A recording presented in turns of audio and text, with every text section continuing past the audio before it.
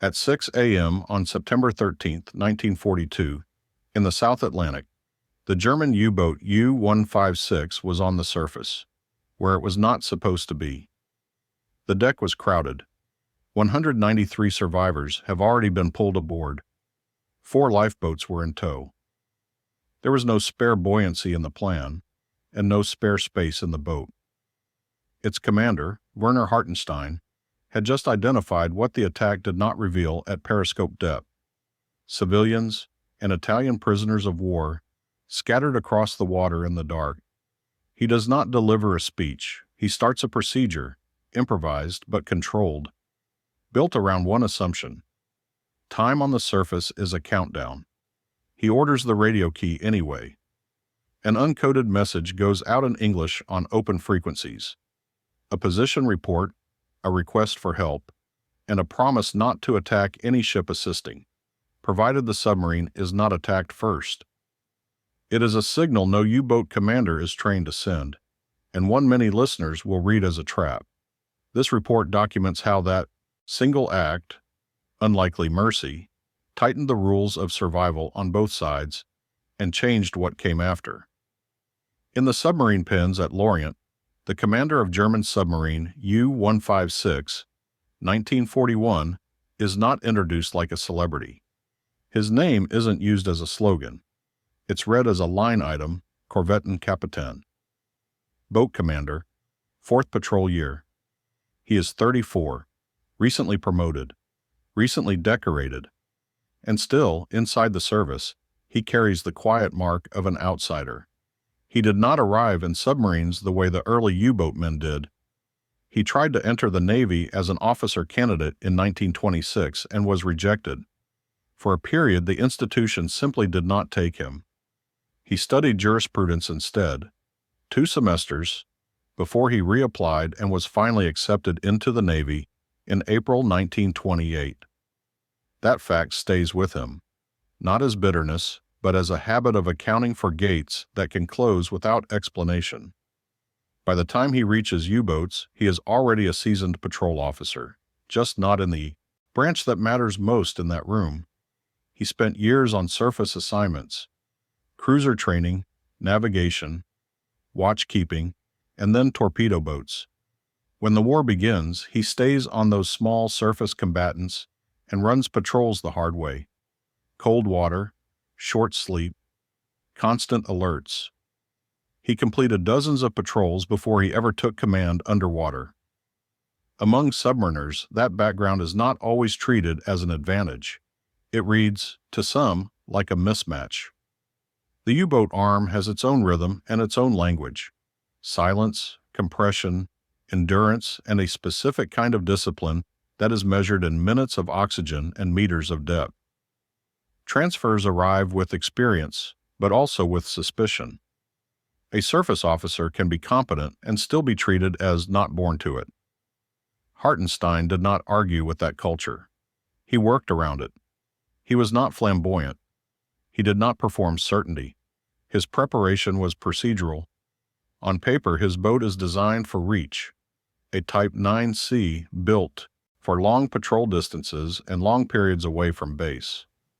On that kind of platform, mistakes don't stay small. A wrong estimate becomes a fuel problem. A bad angle becomes a missed solution. A casual habit becomes a pattern the enemy can learn. Hartenstein's watch routines reflect that. The bridge work is precise. The logs are clean. Decisions are made in the same order each time: observation first, then classification, then options, then commitment. He is the sort of commander whose strength is difficult to praise at a ceremony because it looks like nothing happening. His rank changes just months before the incident that will define him. He was promoted to Korvettenkapitän on June 1, 1942. That promotion does not make him famous. It makes him responsible. It also makes him older, on paper, than many of the U-boat commanders who are already being mythologized. He carries awards that indicate performance, not sentiment. The record shows he was awarded the German Cross in Gold in early 1942, and later the Knight's Cross of the Iron Cross, the service's highest recognition. The awards do not tell you how he will behave when the plan breaks. They only tell you that, up to this point, he has been trusted with pressure and returned results. That trust is specific. It is trust in his ability to operate within doctrine. And doctrine is the frame he is about to strain. He has been in command of U-156 since commissioning, and the patrol list under him grows quickly. Multiple long deployments, contact after contact, attack after attack, and the slow accumulation of experience that doesn't show on photographs. U-156 is assigned first to a training flotilla, then to the second U-boat flotilla. There's nothing soft about a training assignment, and nothing glamorous about the transition patrols into the Atlantic. It is work that is evaluated by whether the boat returns. By early September 1942, he was operating off West Africa on patrol. He is competent in the way the service values most, consistent. He's not reckless with batteries. He's not careless with the surface. He's not casual with radio traffic. His boat's survival depends on not teaching the enemy anything for free. Which makes the next credential worth noting, quietly and without payoff yet. Hartenstein is capable of communicating across lines when he decides it is necessary. Not in speeches, in wording, in disciplined transmissions. The record of the Laconia incident will show him putting an English language message onto open frequencies. Controlled, conditional, deliberate. That does not happen by accident. It is a skill that comes from training, education, and the habit of choosing words the way other men choose depth settings. His peers may not have expected that from him. They may have expected the standard sequence: attack, break contact, disappear. They may have expected a clean patrol. But Hartenstein expects friction, because he has seen it on surface patrols, where the sea does not care what the orders say, and where a single unexpected variable can collapse a plan. That preparation, part naval schooling, part surface experience, part personal caution, makes him the kind of commander who does not panic when the picture changes. But it also makes him vulnerable to a different kind of mistake. The mistake of believing a situation can be managed if it is handled carefully enough.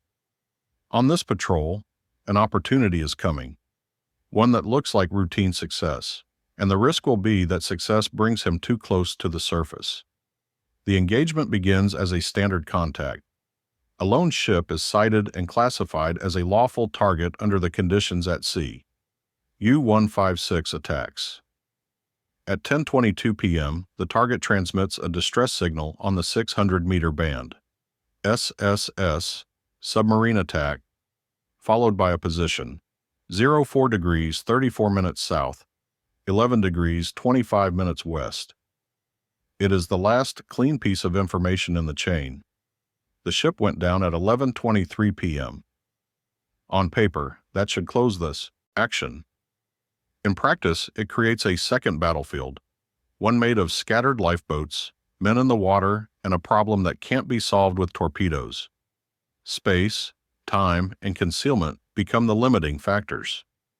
The conventional solution for a submarine after an attack is simple: withdraw, resubmerge, preserve the boat. If survivors are encountered, the usual assistance, if any, is minimal and quick. Directions, sometimes supplies, then departure. The reason is not ideological, it is mechanical. A submarine that stays exposed becomes a target measured in minutes. Hartenstein surfaces into evidence the periscope did not show. Survivors report that the ship carried civilians and Italian prisoners of war in large numbers.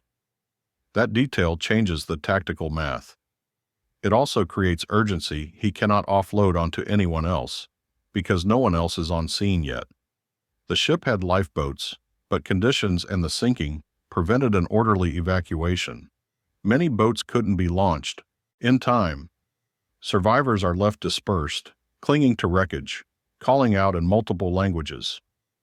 Standard practice, leave a heading and disappear, doesn't function here. There are too many people, too far from control, and too close to drowning. He begins pulling men from the water anyway. first dozens, then more. By early morning, U-156 was packed with nearly 200 survivors, above and below decks, 193 counted in one transmission, and another 200 in 4 lifeboats under tow. This is not rescue as a gesture. It is rescue as an engineering problem. Every additional body reduces his ability to maneuver and his ability to dive. The boat's own log captures the constraint without ornament. Italians everywhere in the debris field. Taken 193 aboard. This is the extreme limit for prolonged submerging. It's not a complaint. It's a warning that the basic escape option, diving, has been compromised by the very action he has chosen. At 1:25 a.m. on the next day, he sends a coded radio message to BDU. The ship sunk. The presence of about 1,500 Italian POWs, the number already recovered, and a direct request for orders. The subtext is clear. Doctrine doesn't contain a clean answer for this. He's asking headquarters to own the decision he is already executing. Command reacts immediately by diverting other submarines to assist. Then higher authority intervenes, and the priority shifts again. The rescue effort becomes a contested decision above his level, approved, challenged, reshaped, while he remains on the surface with a boat that is becoming less survivable by the hour. He cannot pause the situation until Berlin agrees on a sentence. A surfaced U-boat is vulnerable. A surfaced U-boat transmitting is worse. Every second of radio work increases the chance of interception, direction finding, and a converging response. Hartenstein knows this. He has already sent one coded message. Now the conventional approach would be to go quiet and pull away. The water around him makes that option look like abandonment, and also like the simplest way to save the boat. Silence doesn't fix the core problem. Silence leaves him with hundreds of survivors, drifting inside his immediate operating radius. Silence also leaves him with the same mechanical constraint. Too many people on board to dive safely for long. Too many boats in tow to evade quickly, and too much visibility to remain on the surface without being found. Standard submarine tactics are built for one mission. He is now in 2. He cannot outrun what is coming. Towing lifeboats cuts maneuverability. A crowded deck cuts response time. Even if he chose to break away, he would do it slowly, conspicuously, and in a straight line dictated by the survivors he is dragging with him.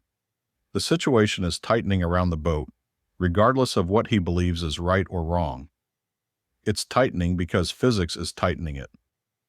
At 6 a.m., Hartenstein makes the decision no standard approach can justify. He broadcasts uncoded, in English, on an international distress frequency. He gives his position, 4 degrees 53 minutes south, 11 degrees 26 minutes west, states he has 193 men, requests assistance and promises not to attack any ship that helps, provided he is not attacked first. The message is not a plea, it is a calculated exposure. And it turns the ocean into a listening room. He has created a narrow corridor. Rescue may now be possible, but concealment is no longer guaranteed. Daylight starts to build over open water, with no cover and no depth of field. From the bridge, the horizon is a clean line, no coastline, no friendly surface escort. U-156 is alone on the surface, and it stays that way by choice. Hartenstein has already transmitted his position in English. That act removes the last advantage submarines normally keep: uncertainty. The scene is not a rescue ship. It is a combat submarine pushed into a role it was not built to perform. Nearly 200 survivors are crowded above and below decks. 4 lifeboats trail behind on towing lines with additional people aboard. The boat is heavy, slow to answer the helm, and limited in what it can safely do next. Diving is no longer a clean escape option. It is a contingency with consequences. Hartenstein does not broaden the mission. He narrows it. The goal becomes stabilization. Keep people alive. Keep the boat capable of submerging. and keep the situation legible to anyone approaching. He cannot afford disorder among survivors because disorder becomes noise, and noise becomes time lost on the surface. He establishes a simple system that can run without speeches. Survivors are kept low and still. Movement on deck is controlled. The towing arrangement is maintained with routine checks because a broken line means a sudden delay, and delay means exposure. The bridge watch stays strict, scanning for aircraft before it is obvious one is present. The radio message he sent is a double-edged tool. It invites assistance, but it also invites contact. There is no way to know who heard it, who believed it, or who interpreted it as deception. At this point, doubt is operational. If an aircraft arrives, assuming a trap, it will not wait to negotiate. He continues to transmit in a controlled manner, short, functional, designed to be understood by strangers. The tone is conditional. The promise is narrow. He will not attack any ship assisting, provided he is not attacked first. He is attempting to create a temporary rule set in the middle of a war zone. That is not sentiment, it is risk management. The environment does not help him. The sea offers no terrain, only visibility. The boat's outline is clean against daylight, even without a periscope wake, even without smoke. A surfaced submarine towing boat is detectable in good conditions at range. He is operating as a slow, high-contrast object in open water, exactly the kind aircraft crews are trained to notice. What keeps him on the surface is not indecision, it is arithmetic. A submarine can hide or it can collect. It cannot do both at once. Hartenstein chooses to collect long enough to hand off the survivors to someone who can carry them. That means holding the line until reinforcements arrive. If they arrive, he makes the operation look stable. That stability is his first proof of competence, not in combat, but in control. He signals the unusual status of the boat without pretending it grants immunity. A large Red Cross marking is displayed on a white sheet, an unmistakable, improvised identifier intended for aircraft at distance. It is not a legal shield, it is a communication tool. This boat is exposed for a reason. At headquarters, other submarines are directed toward the position, and surface vessels are requested to rendezvous and take survivors off. Hartenstein does not wait for perfect clarity from above. He continues to hold station and continues to pick up people when he can do it without collapsing the boat's ability to submerge. He is executing in the gap between orders and reality. For 2.5 days, U-156 remains tied to this problem. Visible, slow, and carrying more human weight than the platform was designed to support. This is effectively a solo deployment under maximum exposure. One boat, open ocean, and a growing probability that someone hostile will arrive before help does. On September 15th, the first relief arrives. U-506 surfaces and begins taking survivors. Within hours, additional submarines joined. The rescue effort becomes a small cluster of boats, still exposed but no longer singular. This is a measurable shift. It means Hartenstein's gamble held long enough for support to reach him. It also means the entire operation is now bigger, slower, and easier to see. The group forms up and moves toward the planned rendezvous with French surface ships that can carry survivors in volume. On the surface, multiple submarines traveling together are a contradiction in terms, but the situation has already moved beyond conventional practice.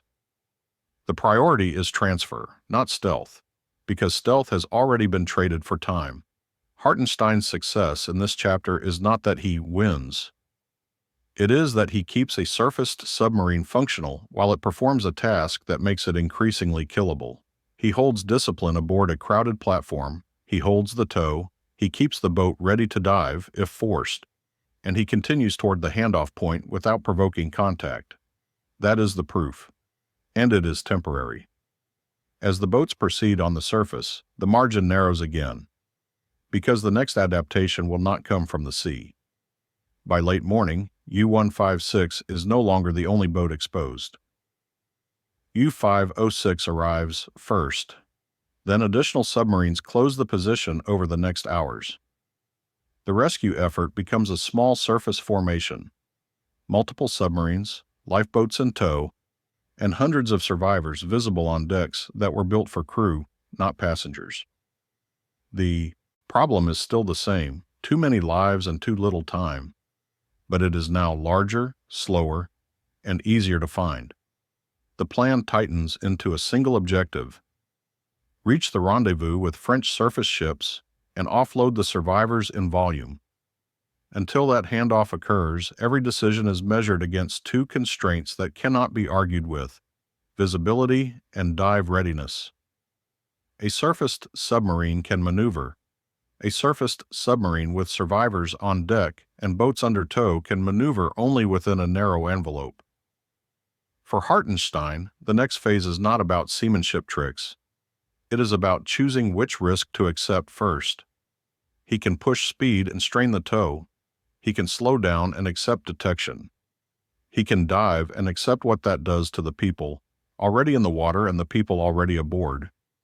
None of those choices is clean. Each one creates a different kind of casualty. The enemy's first adaptation does not require a ship or an aircraft. It begins in radio rooms. Hartenstein's uncoded English broadcast is intercepted, assessed, and at least in one command center, treated as probable deception. The result is delay, time lost while the message is debated instead of acted on. The sea does not pause for debate, and the U-boat cannot undo an open transmission once it has been heard. Then comes a second layer of friction: coordination noise. Messages passed between Allied commands are incomplete, and at key moments, ambiguous. The Germans are moving toward a rendezvous with French ships. The Allies are trying to interpret what that movement means, and not all of the information arrives in one clear package. In this environment, the safest assumption for an aircrew is the simplest one: a surfaced U-boat is still a U-boat. By September 16th, the rescue formation had created a detectable pattern.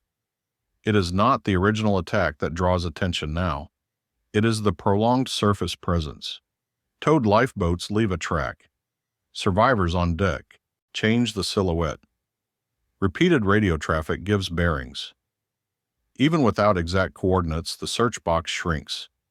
This is how the advantage shifts, not by one dramatic move, but by the steady reduction of uncertainty. Hartenstein responds with countermeasures that are practical, not theatrical. A white sheet with a large red cross marking is placed where it can be seen from above. An improvised signal intended to change the first assumption of any aircraft: attack immediately.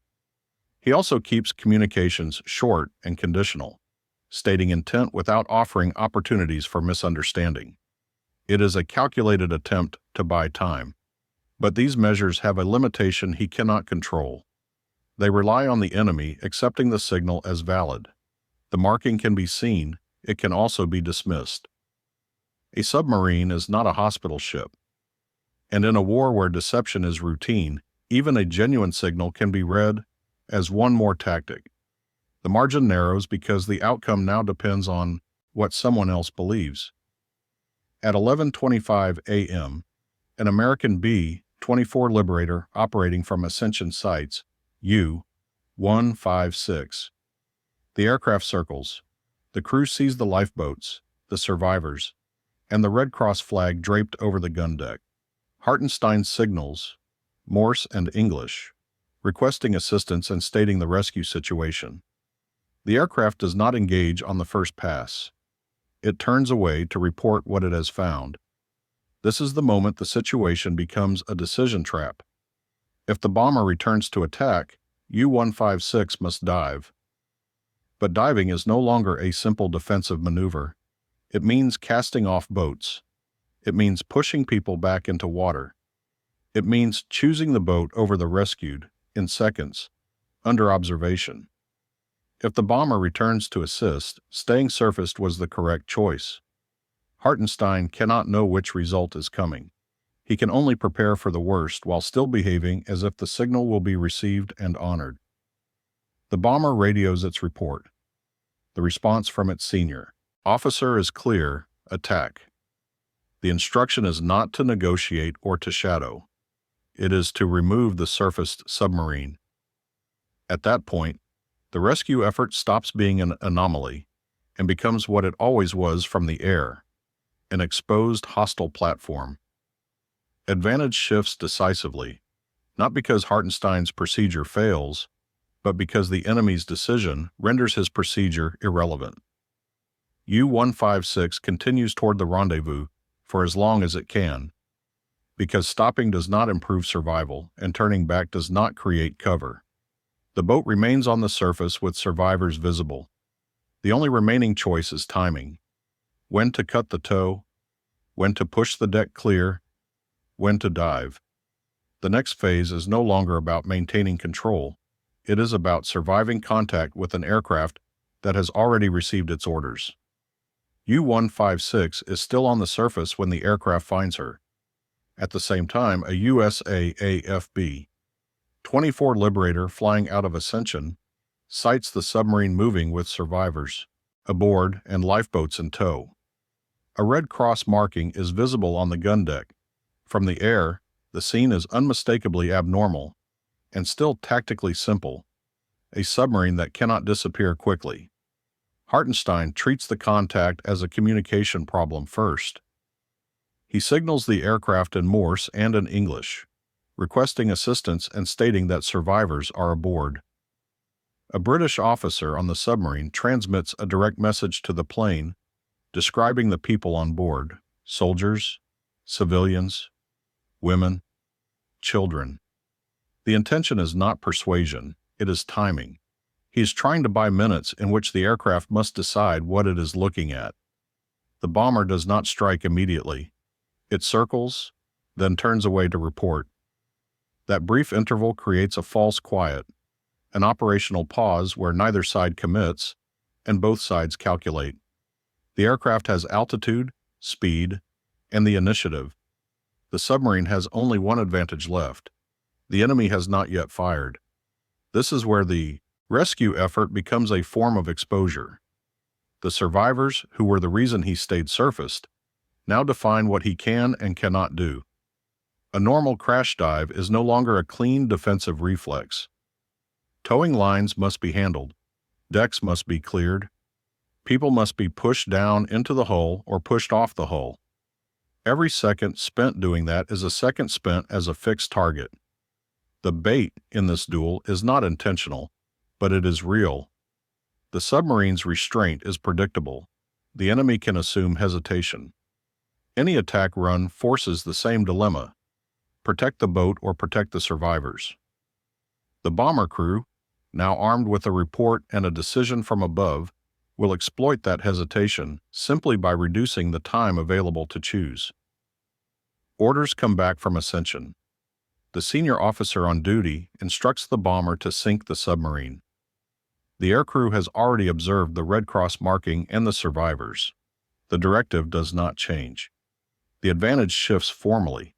Here, not because the aircraft is stronger, but because the decision has been made at a level that will not see the waterline detail. The aircraft returns. It does not need a perfect angle. The submarine is surfaced, visible, and slowed by towing. The initial munitions fall close enough to do two things at once. They threaten the hull and they punish the rescue posture. Bombs and strafing kill survivors in the water and around the boats. Dozens are reported killed in the attack sequence. This is the moment the hunter becomes the hunted in practical terms. Hartenstein is no longer controlling a rescue operation.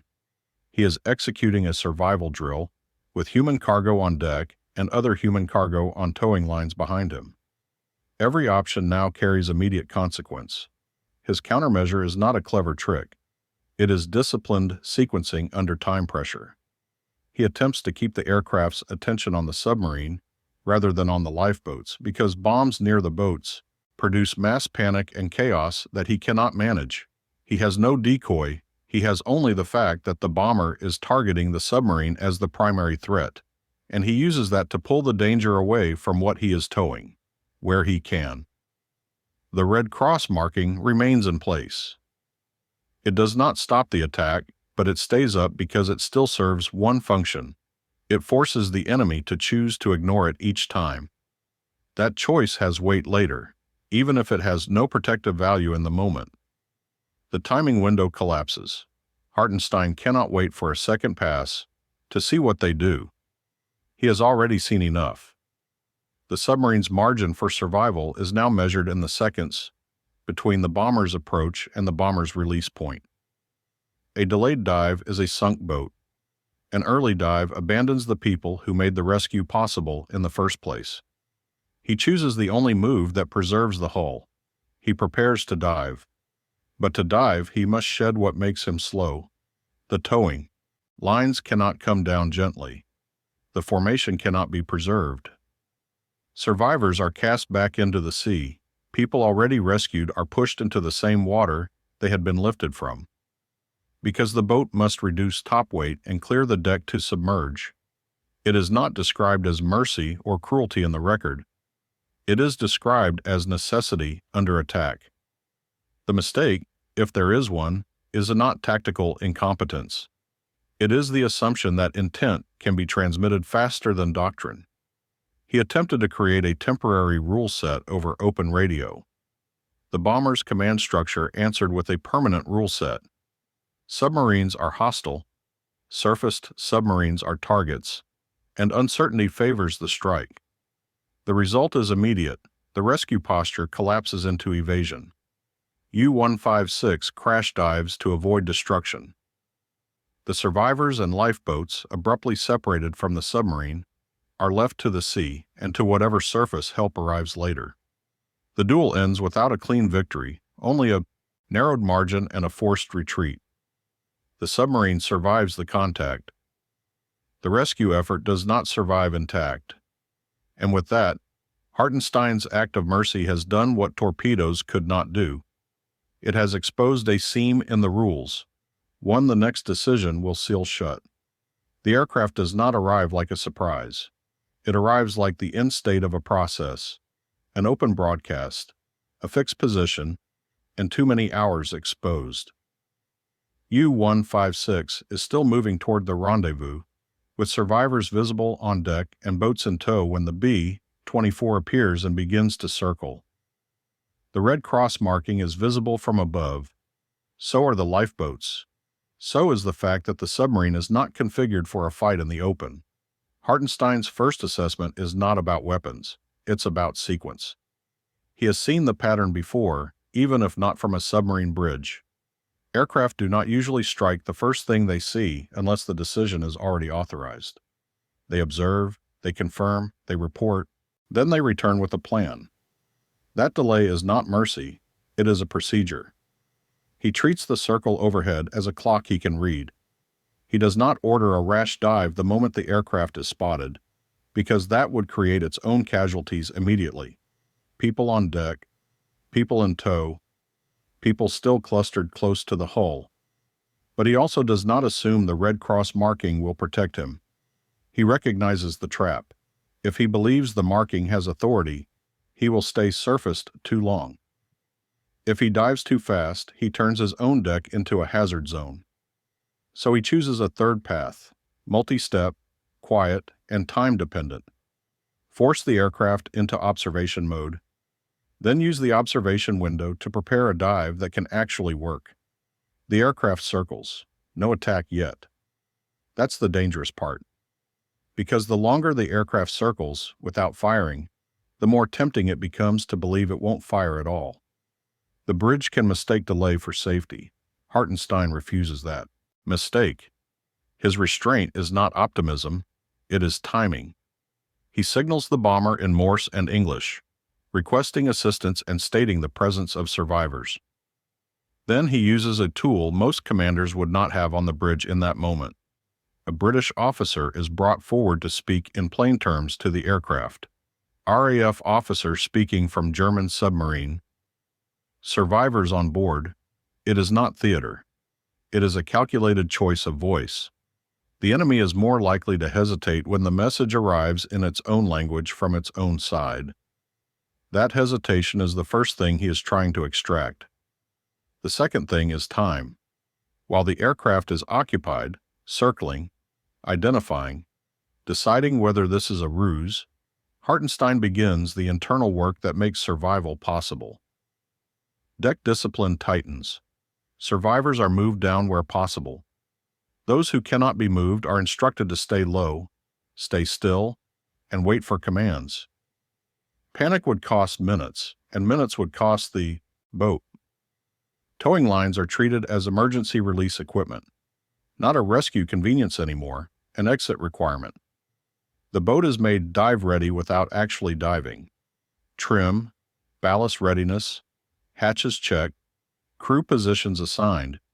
Everything that can be done before the final commitment is done now, while the aircraft's weapons are still silent. Nothing about this looks dramatic from the outside. That is the point.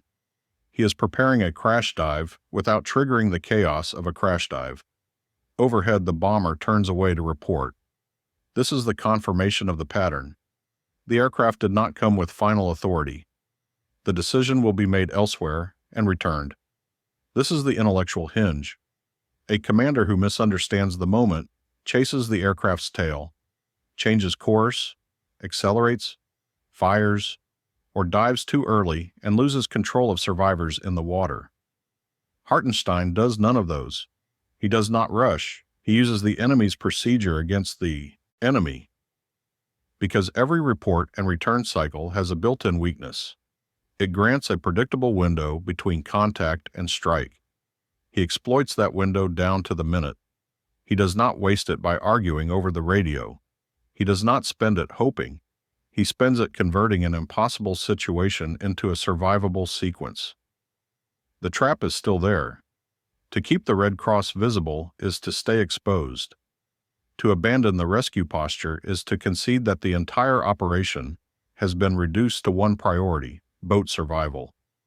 The air contact forces him to choose, but he delays the final choice until the last safe moment, extracting maximum preparation time without tipping into fatal delay. When the aircraft is gone to report, the rescue operation is already over in its previous form.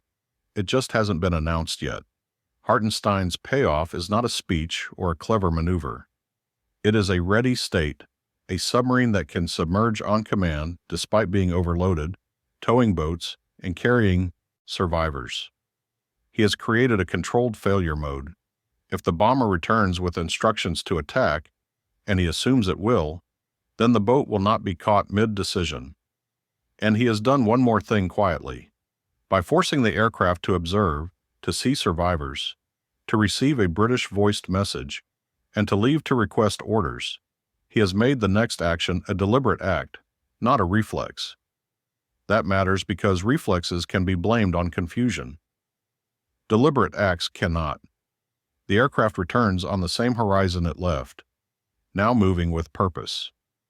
Hartenstein does not wait for the first bomb to explain what the next decision will be. He gives the order sequence that his crew has already rehearsed in silence. The incident is reduced to transmissions and log entries. A surfaced submarine attempted rescue. A surfaced submarine was attacked. Survivors were left adrift after contact. The language is procedural. It is written the way navies record events they do not want repeated. H.E. Chartsai, directive follows. Clean, short, and designed to remove discretion from future commanders. U-boat crews are instructed not to conduct rescues of survivors, not because the sea has changed, but because the risk has been formally defined as unacceptable. The corridor Hartenstein tried to create, temporary non-engagement long enough to save lives, closes as policy. From this point forward, any U-boat commander who considers stopping must now weigh something different. Not just the enemy, but his own standing with command. The decision is no longer, can I manage this? The decision becomes, am I permitted to try? Hartenstein's action is not publicly celebrated as a model to follow.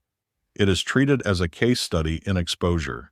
His competence is acknowledged indirectly, through the fact that the system moves to prevent a repeat of the same situation. The institution does not reward the event. It absorbs it. The story ends the way after-action records often end, not with closure, but with a rule, a change in procedure, a narrowing of acceptable behavior. The sea remains the same. The margin for decisions becomes thinner. A commander chose to surface when doctrine depended on staying unseen. He tried to speak clearly in a battle space that rewards suspicion. The response rewrote the limits for everyone who came after. And that leaves one question. No speeches, no moral verdict, just the decision point. If you were Hartenstein, with the aircraft overhead and survivors on your deck, exactly when would you have ordered the dive?